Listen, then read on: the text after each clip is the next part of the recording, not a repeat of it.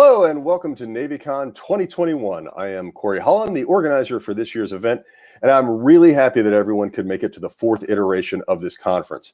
We've got a great lineup for you tonight with some really interesting topics and presentations. But first, I have to say thank you to a number of people who made tonight possible. First, I'd like to thank our sponsors, the Texas A&M Glasscock Center for Science and Technologies Working Group, the Temple University's Center for the Study of Force and Diplomacy, and the U.S. Naval Academy Museum. NavyCon started in 2017 at the Naval Academy Museum with a handful of presenters and has grown into what you'll see tonight. And none of this would have been possible without the vision and leadership of Claude Barabee.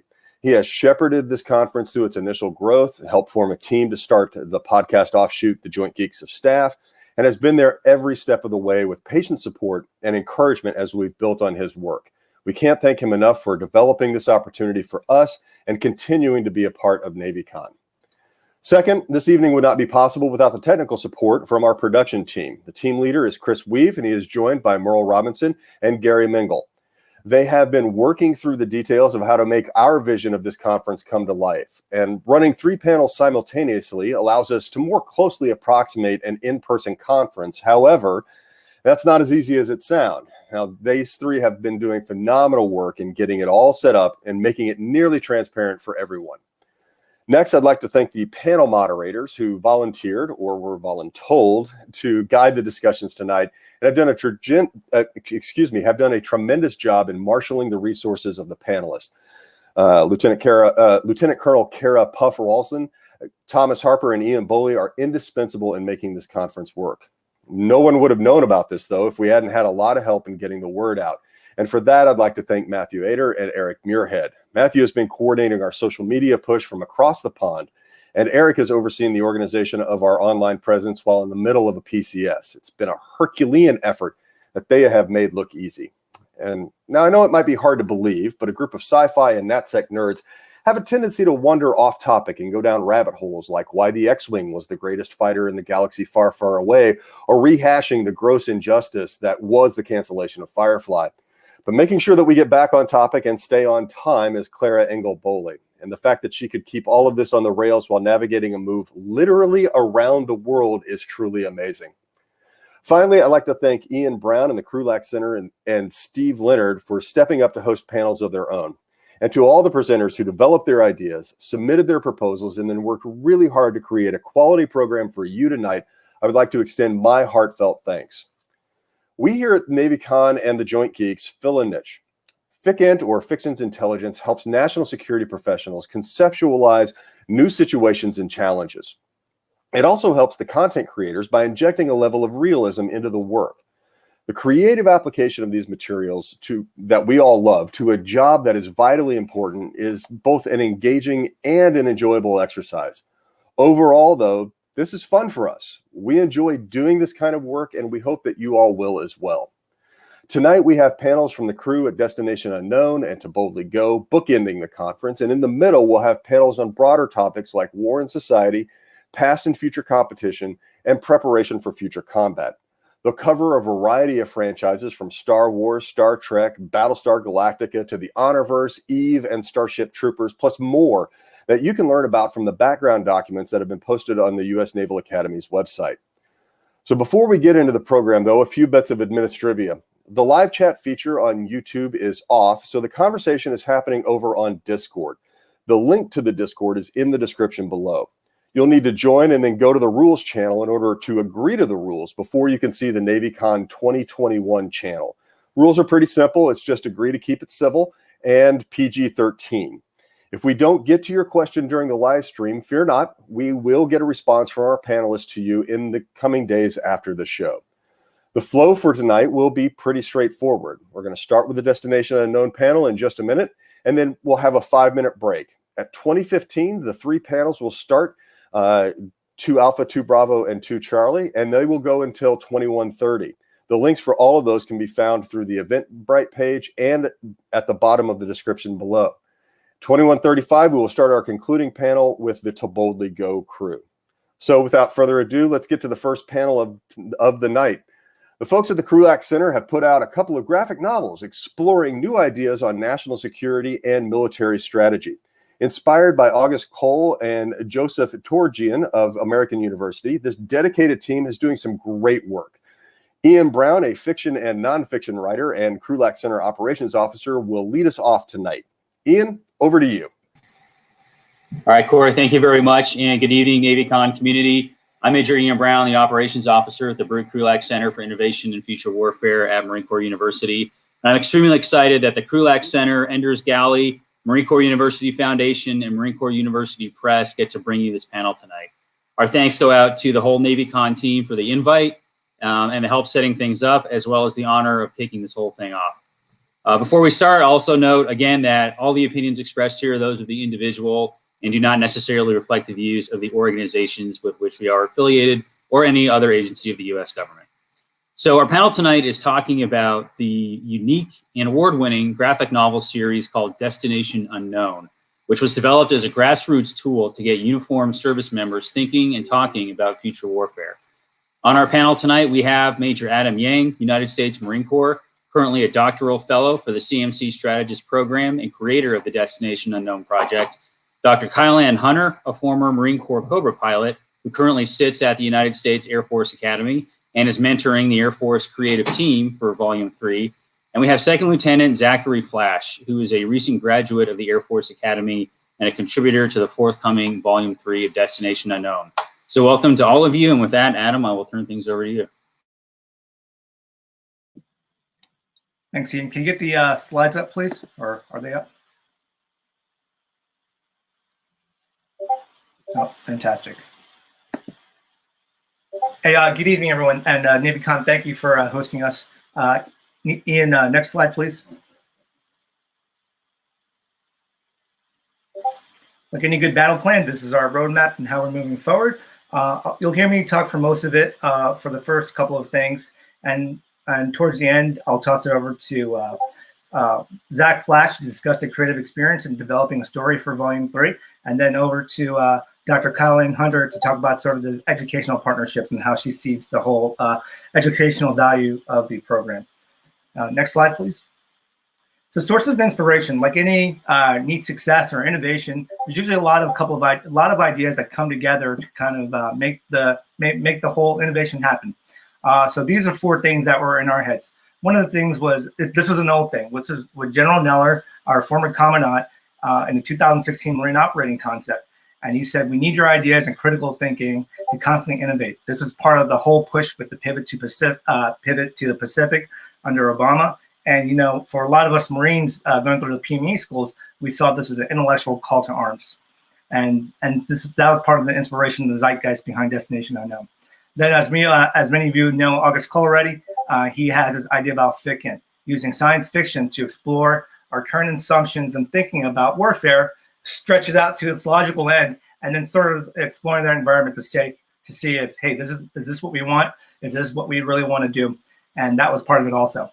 As Corey mentioned, Dr. Joseph Torgian, this is really interesting. I got to sit in his undergrad class, and he taught an international security class with the graphic novel. So just like, so he would teach something like World War II, and then he would give them your typical set of academic articles about the origins of the conflict and why it ended and so on and so forth. But they would also provide a graphic novel to help illustrate and give more of a personal experience of what was going on. And then lastly, this is a quote taken out of August Cole's presentation that talks about science fiction in general. It's like, hey, when you write about science fiction, don't tell them about the future car and all the whiz-bang gadgets inside. Tell them about the traffic jam. And if you kind of take all these ideas together, a couple of us, including my partner who's not here right now, Major Austin Duncan, we're like, hey, maybe we can make this happen. And why shouldn't we? Next slide, please. So a brief origin story. My colleague, Major Ian Brown, he already did a video on this, but this is a quick breakdown of sort of how we got to being and how we even began this entire project. This is around December 2018. And I pitched the idea to Brigadier General Bowers at the time at Marine Corps University. And I ran into him at a sandwich shop in Quantico town during lunchtime. And I pitched him an idea, and he's like, "Oh, Adam, that's pretty good idea. I want to jam it into our PME system. What you have to create is a prototype." And I was like, oh, that makes a lot of sense. You got to show them, what are you actually trying to do? I probably just blattered a bunch of different ideas, but he wanted some proof in the pudding first. So say, okay, got it. And he said, go ahead and use Marine Corps University resources. You have my blessing, and good luck. And at the same time, the Krulak Center, which was called the Krulak Center for Innovation and Creativity at the time, their operations officer, Major Tim Riemann, and then Colonel Valerie Jackson, who's the director there, they decided to adopt us and say, okay, let's see if we can make this comic. The best part about being part of the Krulak Center is now you're part of this system of natural resources with Marine Corps University. We were able to apply for some funding through the Marine Corps University's foundation, and then we also had priority in terms of editorial support and publishing with Marine Corps University, Marine Corps University Press. I think that sort of lends to the credibility of our entire program. And then in terms of people, now that we're a sponsored, quote unquote, sponsored program within Marine Corps University, the Marine Corps Information Operations Center, also in Quantico, gave us some of their personnel for writing and illustrating. And that's sort of the origin story at a glance. Next slide, please. So why graphic novels? And why graphic novels for PME? So what we're thinking is that, hey, there's a wide appeal across ages and comic books and real life. So it probably makes sense that it'd be a wide appeal across the different ranks, from the lowest ranks to the privates to the generals. We probably get a lot of people interested. As you know, the graphic novel, the comic book, it's a different medium. And when you have the art and the visuals in front of you, it tells you the story from a different perspective, and it helps it make it more real and more memorable in that sense. It grabs that attention. And we figured, hey, if we can get, younger ranks or other ranks to look at these different stories and ideas, we can expose them to some of these newer ideas in PME and War on the Rocks and security that we've all been reading already. And so that was sort of the idea. And then also, if you flip the table around, for those who participate, the writers and authors, this is actually becomes a forum for them to sort of exercise those skills. And not many people write comics, and not many people illustrate for comics. So this is new to all of us. So so we went in thinking, hey, this is probably an underutilized medium for education, and but is it really? So we had to explore the environment around us. Next slide, please. So I'm going to I'll take you on a side adventure real quick about war and comics. Just like any academic, you want to explore the field, and you want to think about, how do other people use the comic books in war and strategy and education. And this is not a deep academic study, but sort of a cursory review of what I see out there in terms of the comic books I found that government-sponsored or government-made comic books. And I'll give you a quick wave tops review of that. Next slide, please. So one of the first things that we notice is that the government uses comic books to promote war, to increase morale. Captain America is probably the most iconic version of this, created in 1941 by Joe Simon and Jack Kirby. I mean, Captain America himself, he embodies American patriotism, and he glorifies the act of fighting for the American, glorifies the idea of fighting for American way of life against the adversaries. You see Hitler on number 1 on the left, and then this non-politically correct image of a Japanese officer on the right. But it was different times back then. But that's what we did, and the U.S. government even sent these issues out across the force to kind of improve morale as the war was happening. The government has also used comics to provide general information. So look at this one on the right. It's Private Droop. Who's Private Droop? He's probably the grandfather of W.T. Dorr for the Navy, or Lance Corporal Schnackatelli in the Marine Corps. And he's basically the dummy. He's a dummy who gets into he gets hit by cars overseas. He drives too fast. He misses formation. He gets injured before he gets to the war.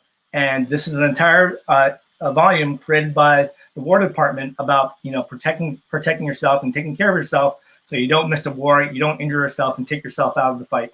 And it's basically a giant safety brief, and it's pretty awesome. So if you Google that, you'll find the story about Private Droop. Next slide, please. The government's also used the comic to communicate, really complex ideas. That's what I thought. So this was created in 2010 by the Naval Health Research Center, and it basically traces the story of 4 corpsmen through OIF, and it talks about all the physical and mental injuries that they'll experience, that they'll have to help Marines cope through, and before and during and after deployment. And this is sort of around the height of really awareness with PTSD. This is a fascinating 200-page volume. It's the one on the right is sort of closer to psyops, but this is influence or inform foreign audiences. This is a really interesting one. This the Superman comic on the right.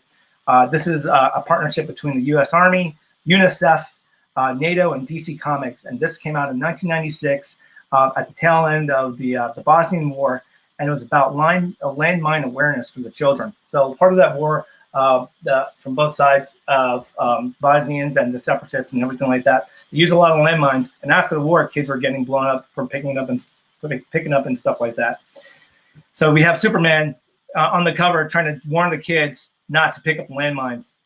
Fun fact after this, or not so fun, this might not have gotten the right message across, because kids, when they got the comic, they thought, oh, if I play with this mine or play with this thing on the floor, Superman will come.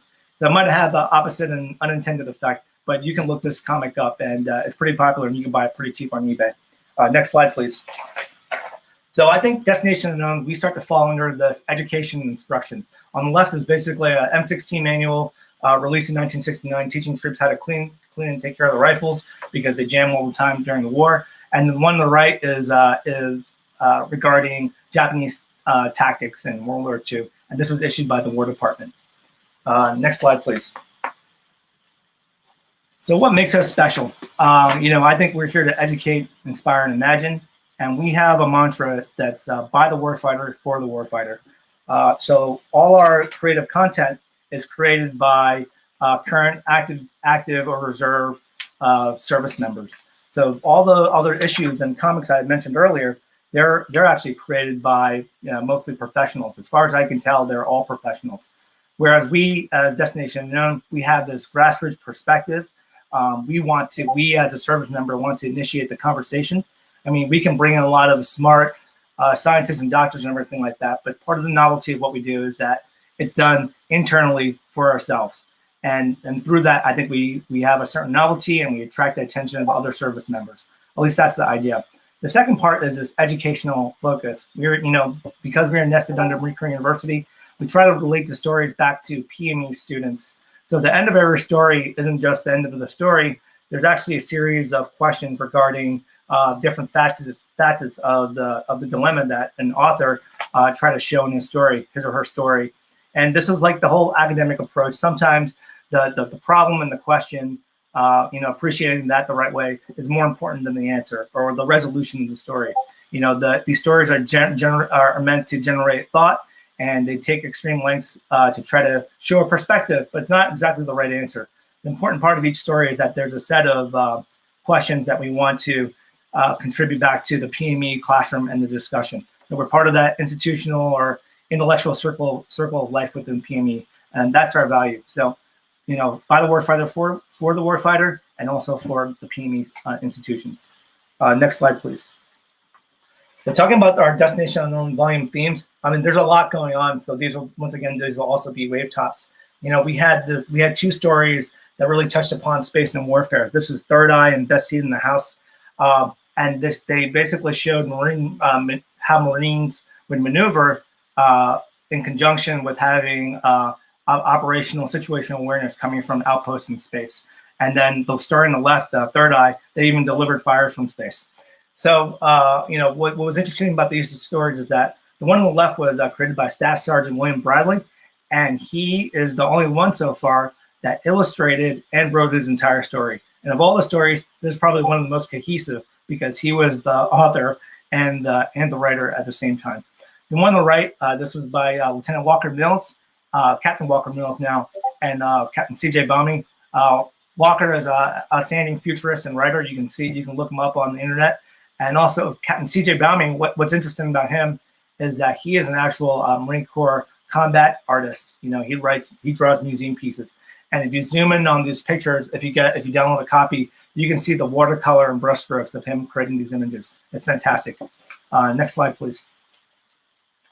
So volume 2, so also for volume 1, I think there was this big theme of artificial intelligence. So I think what's interesting about volume 1 was that we gave all our artist teams a writing prompt. So the story on the left, The Matter of Instinct, the writing prompt was about if basically it's about a general in battle, and he has an AI system, and there's and COA 1 tells him, the AI COA 1 tells him something, how to win the war and how to win the battle, but it's extremely destructive. And there's another different COA, and he sort of trusts his own instinct rather than the AI COA. So that's the story there. The middle story by Major Sarah Wood's also interesting too. This is about the social dilemma. We had to say, hey, imagine the last graduating class, the last man pilot class of whatever fighter platform this is, ever. What does that speech look like? And you get to see what you try to do from there. And that story and there's a story on the right, and that's when we talk about recruiting and artificial intelligence and how AI can help select recruits or deny them. Next slide, please. So during volume 2, volume 2 was another fun issue for us to make. I'll bring your attention to the stories on the right first. These are the one in the middle called Ransom was our Air Force team, and the one on the right was our Navy team. And these were Air Force enlisted and Navy enlisted. And we love these stories, and they happen to look into ethics, depression, and suicide, and sort of the trauma that happens when you're a drone operator and you may have to make decisions that kill civilians. And then the one on the right with the Navy was really about poor leadership in the Navy, driving this girl to suicide, for the mission. But then, you can't, what happens if you push your sailors too far? That was sort of the message that they were trying to get. At the same time, and then the story on the left is pretty interesting in terms of this weaponized virus. Major Austin Duncan, this volume came out in October 2019, and he happened to write a story about Chinese viruses, the Chinese creating a virus that affects the respiratory system, but they engineered it so that they can create an antidote or a vaccine so they can seem like heroes. So he actually hit the mark there in terms of its relationship with real world events. Next slide, please. So, and then the final stories there were artificial intelligence and strategy. I'll bring attention to the story on the left. This was made by Major General Mick Ryan of the Australian Defence College. One of his co-writers, a civilian doctor, and then also his 2 artists were cadets at the Australian Defence College, which we thought was extremely neat. With the Major General teaming with his midshipmen cadets. And this is a fantastic story about how it's really about these. It's called the Argo Strats, and they're these enhanced human beings who do military strategy. But do they trust the science of war or the art of war? And he sort of explores those issues.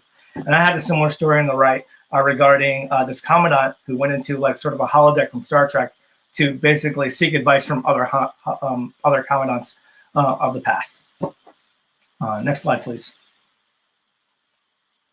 And then finally, we also did this intermediary story with Destination Unknown volume. We called it a 2.5.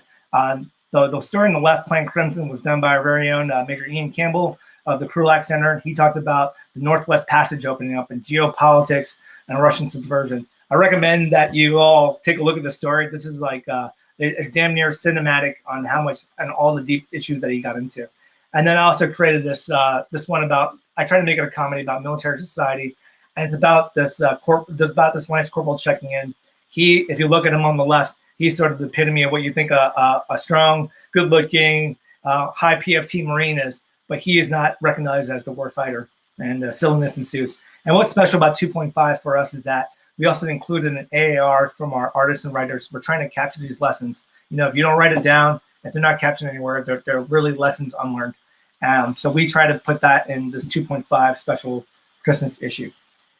Next slide, please.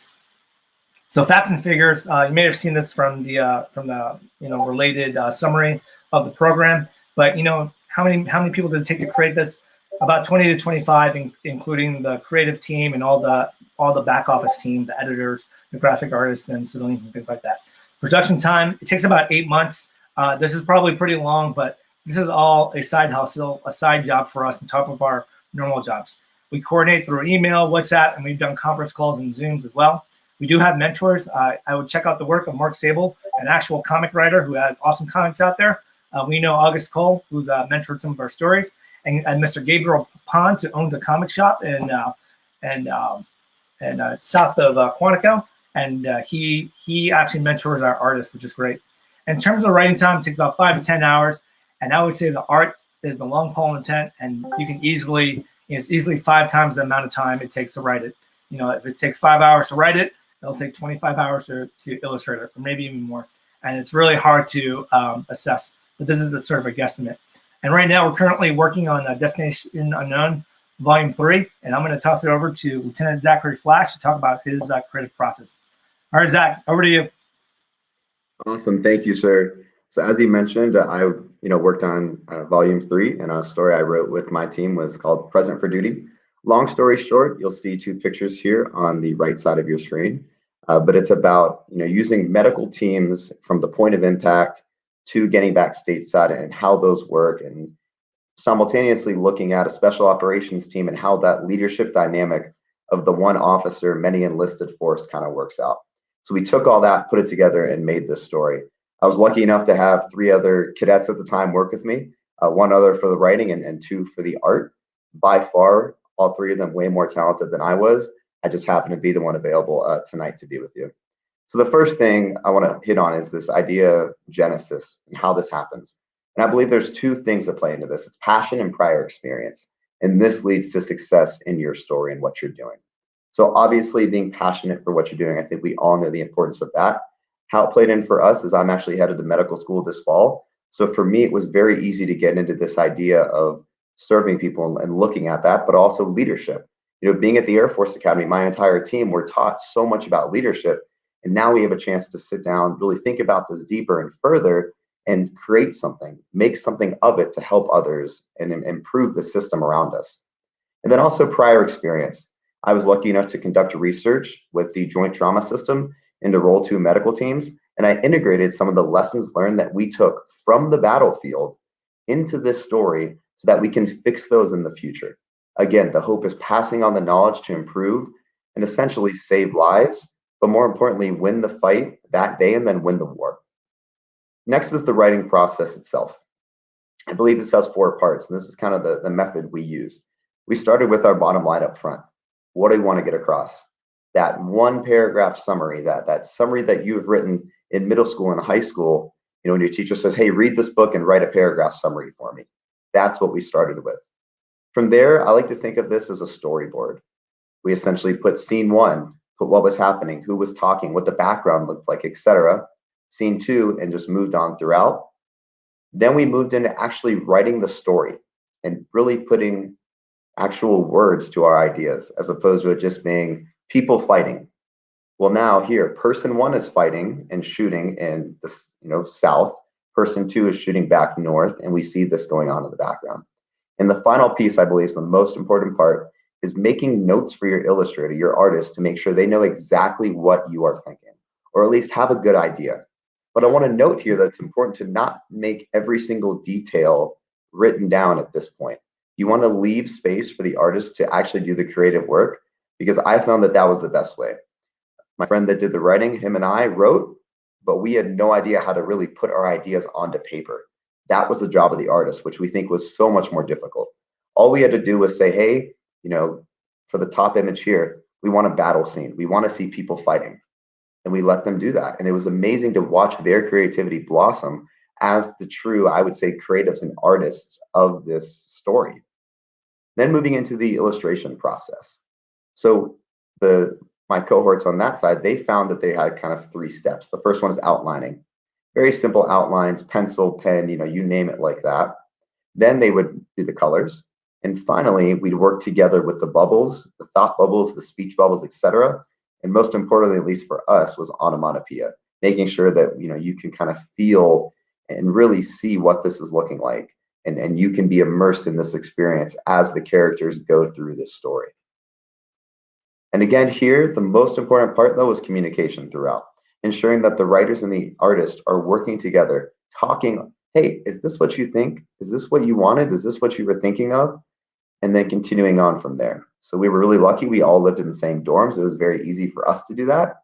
So I can only imagine how much more difficult it would be for everyone else who's scattered across the country, as mentioned. And then finally, some challenges with this. So the biggest thing we found was this idea of moving your thoughts and ideas to paper in a succinct manner. I think our final story ended up being about 15 or 16 pages. I think the goal was 10 to 12. We were a little over, but we felt that there was so much to show, so much to get across that we thought was important, that it was very difficult to do this in a succinct manner that made sense, that wasn't jumping around. That was something I personally struggled with a lot. And luckily, the other author for our story was much more skilled than I am when it comes to this type of writing, was able to help me do that along with our faculty advisor, Dr. Hunter, and the rest of the Destination Unknown team. And the other big challenge was technology and how we use technology in creating the story to make it the best it can be. At one point, there was thoughts being thrown around about using, video game style. If you think of the newest Lion King, how they did that and filmed inside of there. We thought about doing that at one point. We ended up doing it very old-fashioned, pen and paper, colored pencils, markers, Sharpies, etc., and then scanning it in. And that's what worked for us. I would have loved to see what it looks like with more technology, but we just didn't have the skill sets. And although the biggest thing I'll mention here at the creative process is how important it was for us as cadets at the time, young officers, young lieutenants, etc., to be able to have that experience of thinking about the battle that we're going to be fighting in our careers, to put thoughts on paper so others can continue those thoughts. And then, as mentioned, create those questions for others to think deeply about this and help find the solutions that we don't have right now. So with that, I believe I'm passing it over to Dr. Hunter.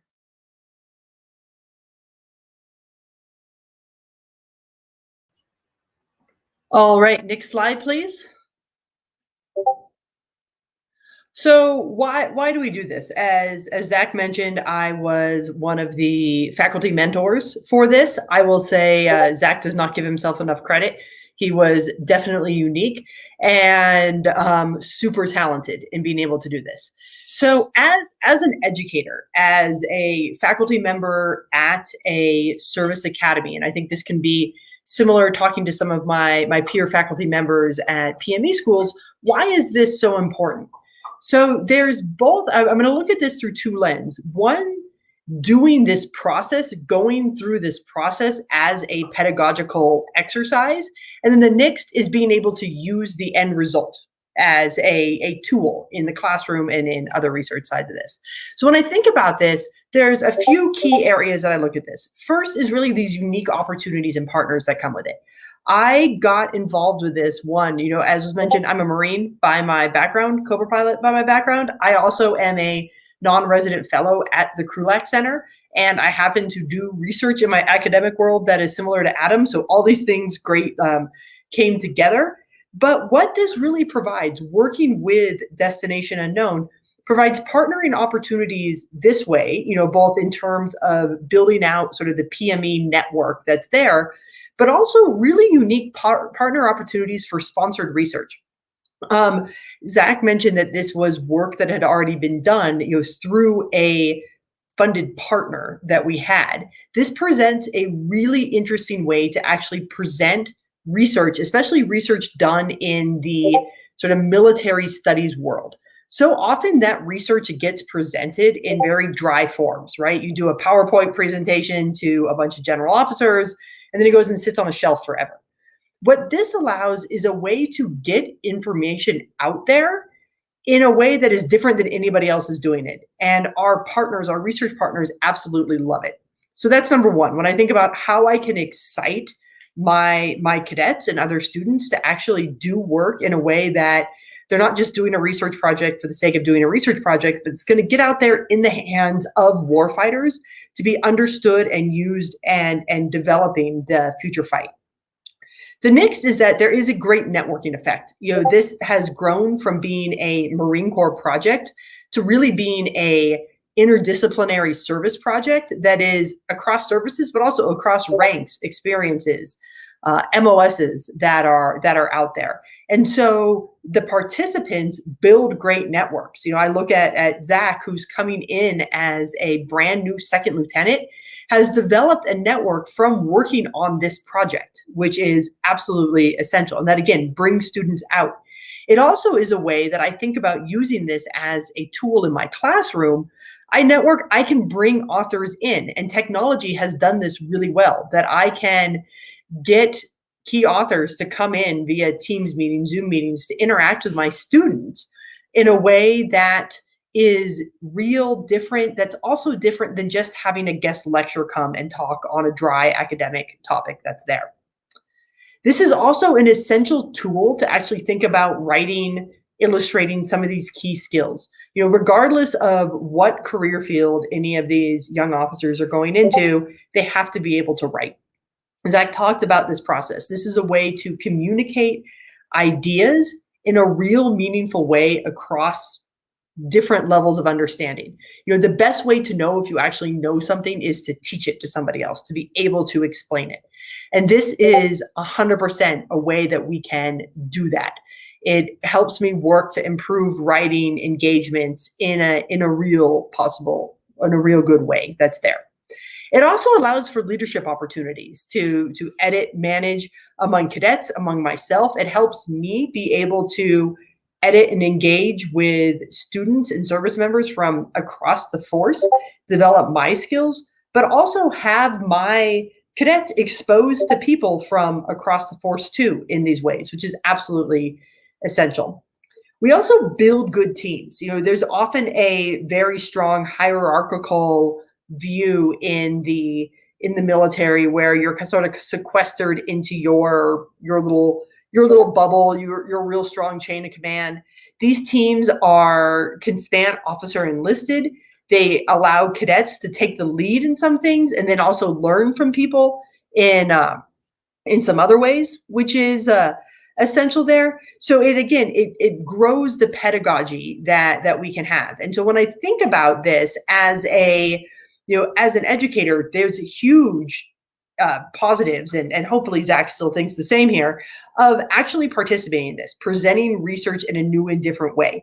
It also engages cadets that may not want to write a lot, or students, or your Marines, your young service members out there who writing's not their way that they communicate ideas. Giving them this visual ability to do it is really, really essential that we have going on right now.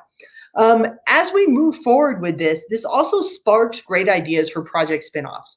And when I talk about that and think about that, one of our other cadet teams that worked with us did a novel based off of a core scenario that we are going to be using for wargaming moving forward at the Academy. We hopefully will be able to develop this partnership where each year we can spin off some ideas based on what was learned from that initial scenario as it continues to grow forward, which is super important. So this is a really great tool. I think anybody who's out there who is an educator, to think about getting your students involved, whether they're cadets, whether you're at a command and staff type school, whether you're in a training environment. If you're operational, this is a great PME tool to actually get your young service members involved in the things that they see moving forward. So thank you so much for being around here. I'm going to kick it back to, I think, Adam now, or Ian, and we really look forward to answering your questions.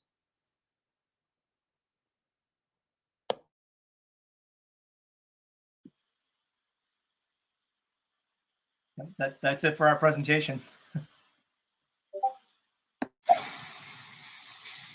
Yeah. All right. So I'm going to stop sharing here, and then so as we're waiting for some questions, we got a lot of questions about acronyms, which is funny. I think that was one of the things we tried to avoid doing in the creative process, and we wound up doing it in the presentation. So you just can't break that out of the military. So actually, first question here from the chat is asking if anyone has taken the creative process being used to create these graphic novels and applied it to scenario development for wargaming. I think Dr. Hunter, you might have something to contribute on that to start with. Yeah, so this also this has become a very iterative process for us. One of the things that we are just standing up at the Air Force Academy is a big multi-domain lab that is under our Strategy and Warfare Center here. So what we are doing is the process of actually going through and working with Destination Unknown has led us to think about how we are developing our key wargaming scenario for that multi-domain lab in different ways. And actually, one of the best things about having cadets go through this process of, okay, we're going to take our sort of baseline idea for the scenario, this thing that's set 5 years in the future, that involves great power competition, and turn it into a graphic novel. It exposed holes in what we thought was a really good war game design that we wouldn't have had exposed had we not gone through this process. So I know it wasn't necessarily deliberate that we use this process to create our wargaming scenarios, but it really helped us refine and create a better scenario. And as we are putting add-ons, engagements in the in the future, this is definitely a process we are going to use. So I hope that answers the question. Yeah, thanks, Dr. Hunter. Adam or Zach, anyone want to add anything else? Not for exactly wargaming. I haven't come across that, at least not in Lincoln University, but something that they have included in at least part of the SAW curriculum. They included, Dr. Jensen included a couple of stories at the end of SAW, which is a School of Advanced Warfighting, another PME school within the Marine Corps. And they had this sort of futures section at the end of their curriculum, their 1 year long master's program. And they included a couple of our stories in there to help them, thinking about future warfare, future strategy, and also helping them write their futures paper for their class. So it's been integrated that way, but war games not yet. I think what Dr. Hunter is doing is pretty novel, and it's fantastic hearing that.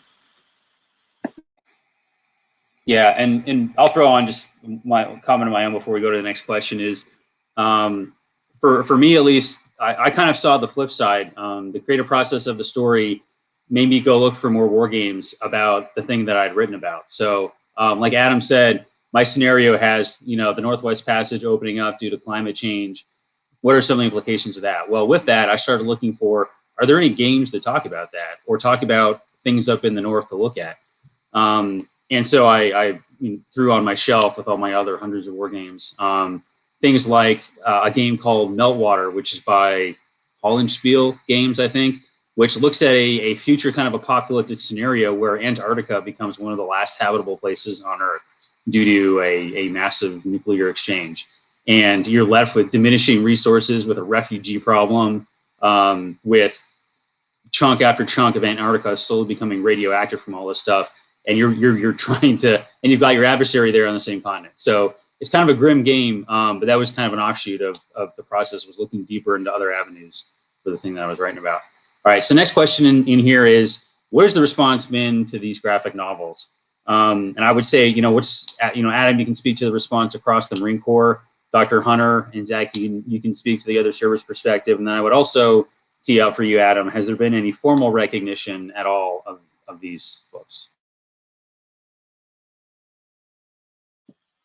In terms of the general response, if we can get in someone's hands and we're actually there, they generally love it, and they love it because it's just novel. Whether they haven't read the stories yet, but I think just showing these different ideas and thoughts graphically, there's a certain attraction towards it. So there's a natural affinity towards, because it's a comic book and it's written by service members, that people will like it.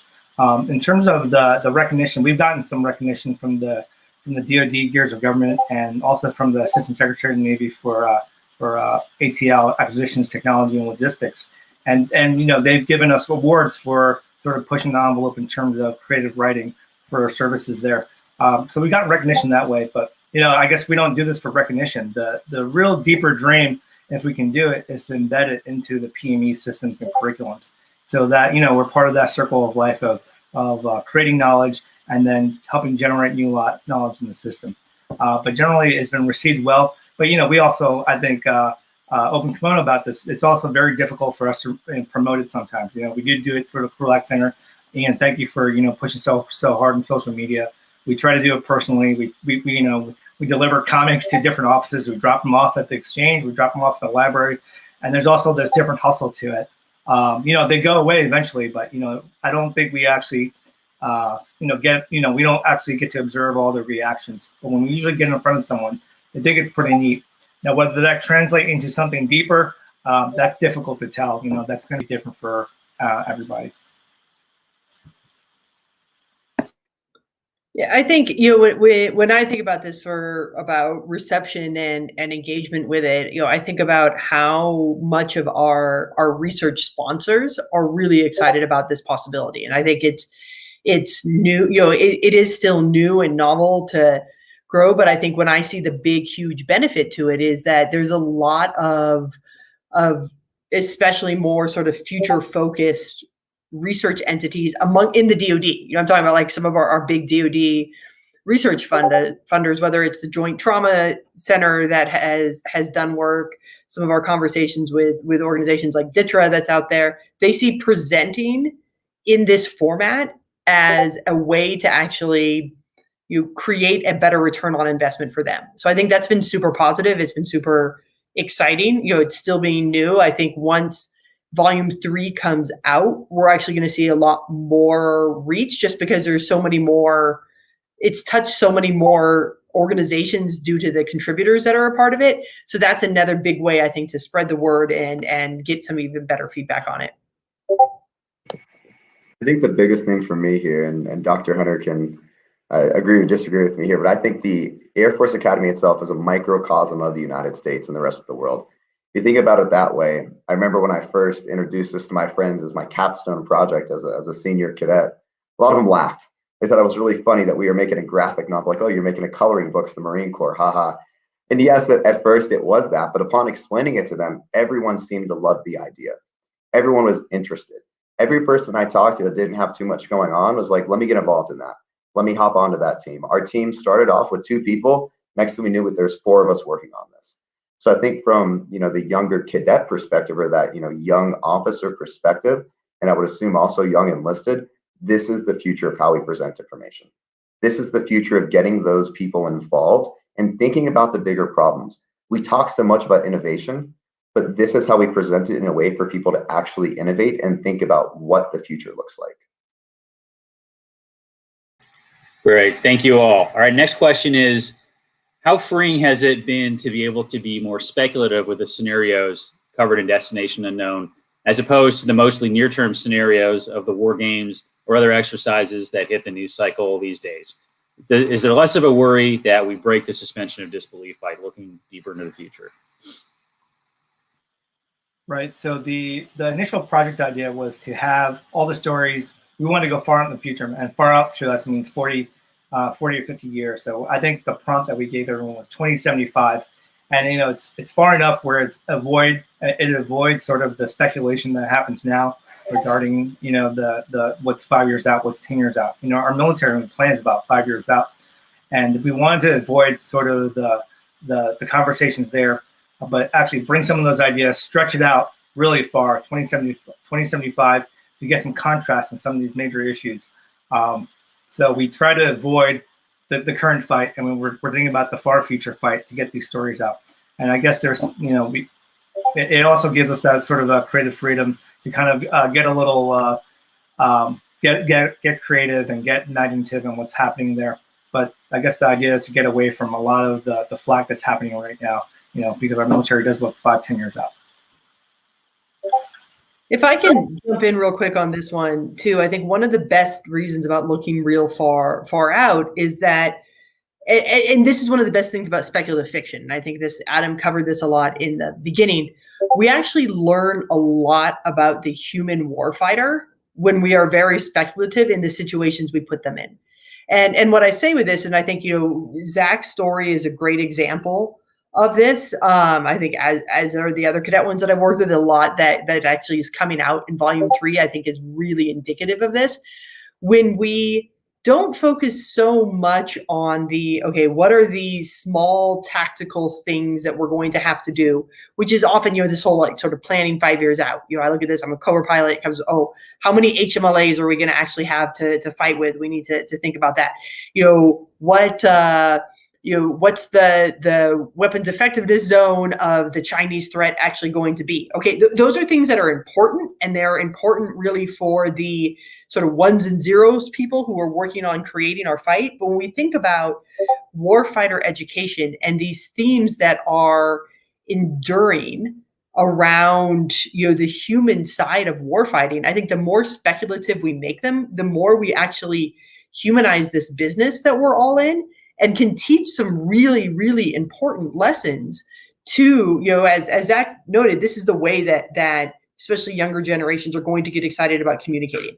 How do we actually communicate these enduring themes about what leadership is, what it is to work with human tech interaction, how historical cultural differences start to shape the way that we engage in conflict.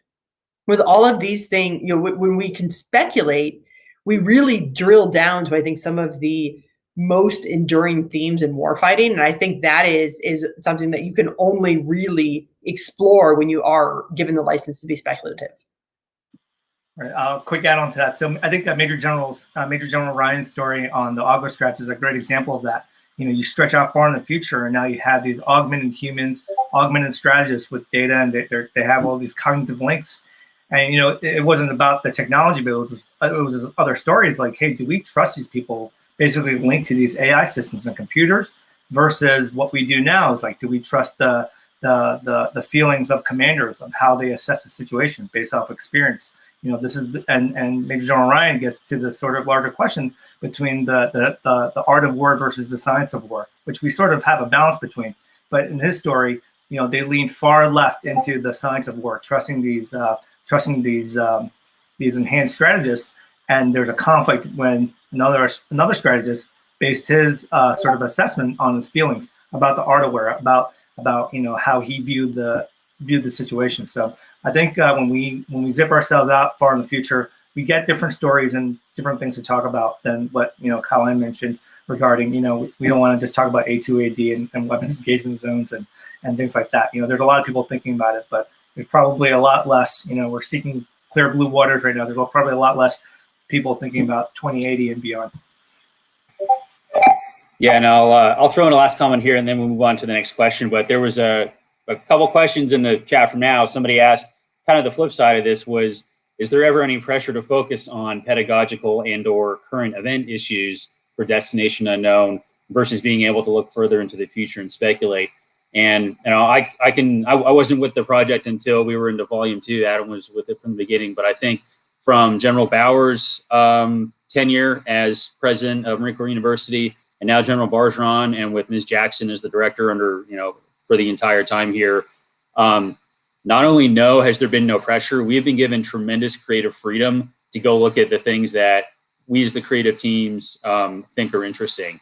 And it certainly, I think it speaks to a level of trust and accepting a little bit of risk as well. But to really, by opening up the aperture and letting the teams have the freedom to explore things they want to explore, I think we've gotten a much more valuable project that has branched out into many more areas that hey, I want you to look at the year 2035 in a place that's a giant ocean with lots of island. And then, you wind up with everybody writing about more or less the same thing and think it's going to happen out there, and the fact that we were also given the freedom to recruit whatever creative teams were interested in doing it, right? Getting Dr. Hunter's team on board from the Air Force Academy, getting the Australians on board, that was not dictated to us. We put out the call kind of from the grassroots, from the ground up, asking for people who were interested.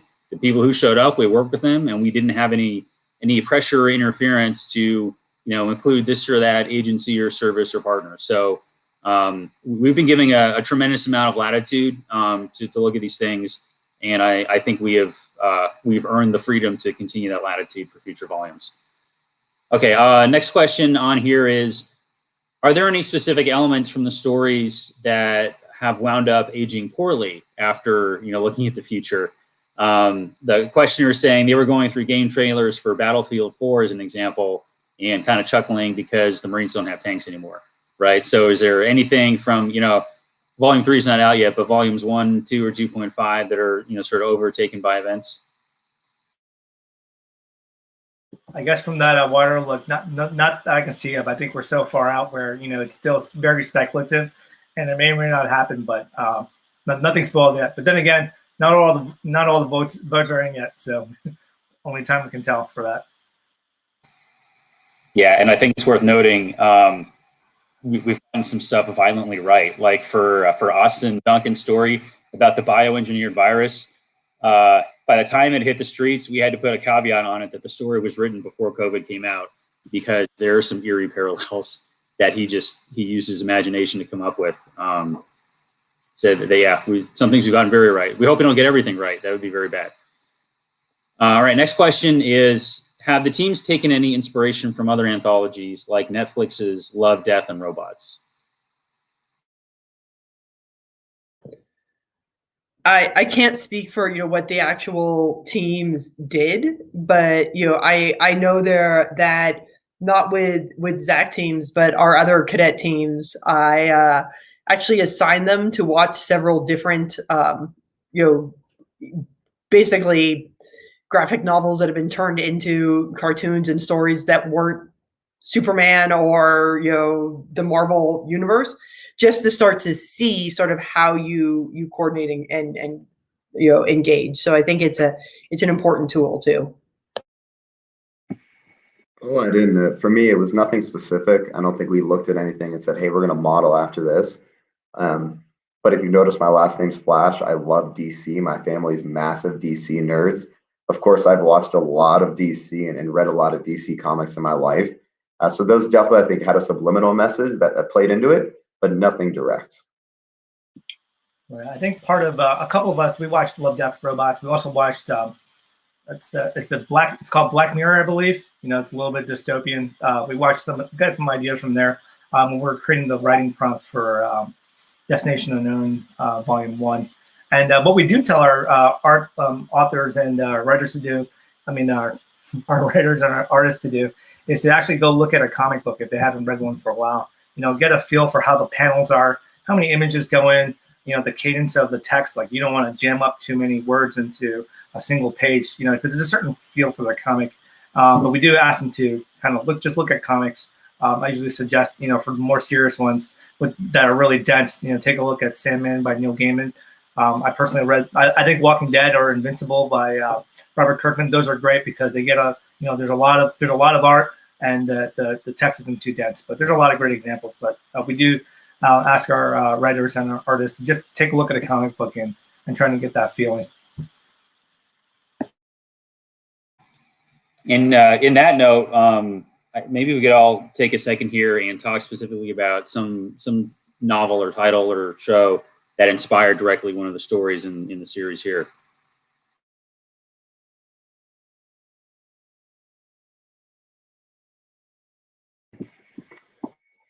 So I can start this one off. So I think one of the biggest things we looked at and thought of throughout this was Star Wars. I know it's very classic, and everyone, I'm sure everyone's seen it, right? But really, Clone Wars specifically, the Disney Plus TV show there. I'd watched that the summer right before. My buddy and I were talking about some things in there, and one of the big focus we had was robots and androids. And all I could think about was, a droid army in Clone Wars coming at, let's say Clone Force 99 if you watch Bad Batch. Something like that was the biggest thing that I think inspired our team.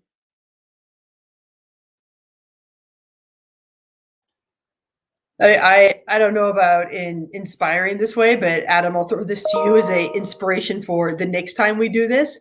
The new Netflix show, The Way of the House Husband. I'm not sure if you have watched this yet. Have you watched any of this? Oh, okay. You would love it. You need to never heard of it. What? Never. Yeah. So look, The Way of the House Husband. Okay. My husband actually turned me onto it and had me watch it. But I will say, I think there are some great ideas for prompts off of that, especially given all of these conversations of diversity and inclusion in the military and how we're actually going to move that way. The way that they use a lot of these themes in incredibly speculative manners infused with dark humor is something that could make really interesting. And I won't spoil anything about it, but would encourage everybody to watch it. And there's my challenge for Volume 4, that we can have something based off of The Way of the House Husband.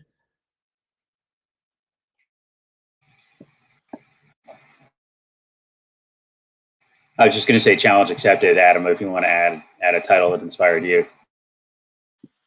A title that inspired me? I do watch a lot of stuff, so I don't know. I guess the Star Trek, in terms of my story, Still First to Fight in the second volume, I guess I was inspired by the holodeck.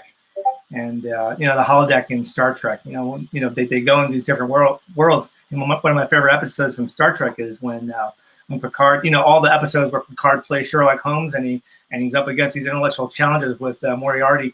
I know for the Star Trek nerds out there, this is a pretty Star Trek Next Generation. This is pretty some iconic episodes. So that gave me the idea of what if our commandants went in like some type of holodeck.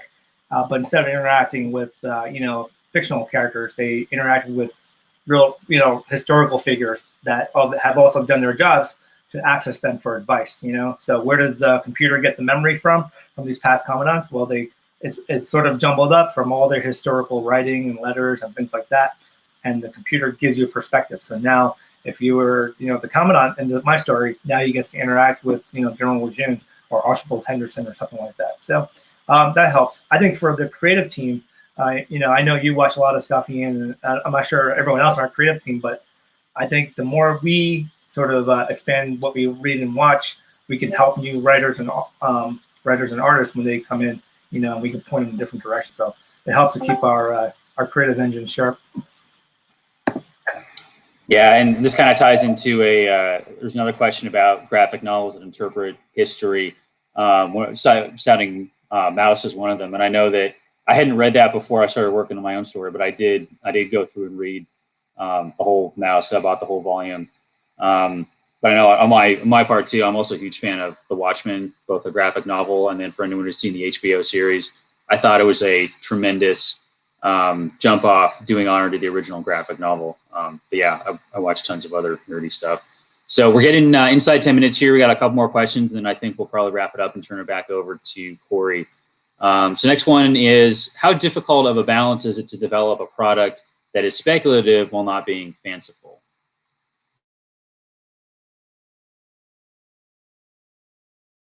I missed that, Ian. Can you say that again? I was reading some questions and comments on the side. Someone corrected me. They were right. Data was Sherlock Holmes, and Picard was Dixon Hill. So Gary, you're absolutely correct. Yeah, I realize we will quickly get called out on getting our cinematic universes wrong. But the question was, how difficult of a balance is it to develop a product that is speculative while not being fanciful? Well, we don't know. And I think that's part of the creative space that we're trying to go into. This is part of the destination unknown, figuratively and literally. We don't know how these stories will come out, and they're not all great. Even including mine. It's nothing that's gonna get picked up for television, but it's an idea, and that's part of the value of it is forcing the writer to go out there, put himself out there, and try to tell a story about the future of strategy or security, and seeing how it comes out. Even if it's a bad story that generates a lot of interesting questions, that's probably a pretty good story.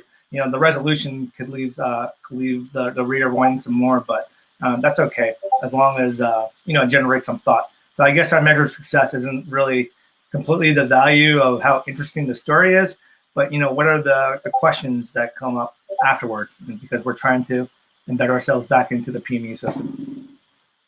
Well, and I think it's really important when we start talking about fanciful and what is fanciful to think about just even how much in the last 20 years technology has changed how we have fought wars and what things actually are. And we start thinking about how AI and machine learning is being used. When we even think about GPS downlink into aircraft is something that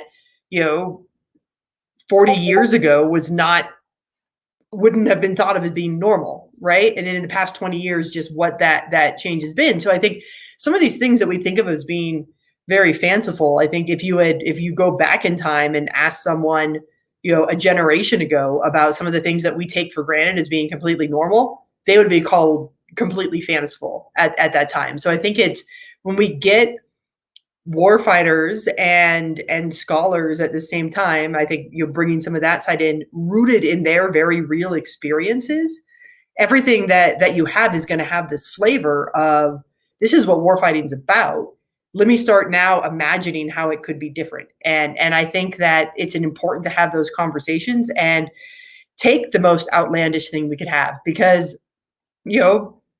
GPS a generation ago was outlandish at the time. I would just add here that, I think it depends on the ideas you're trying to portray.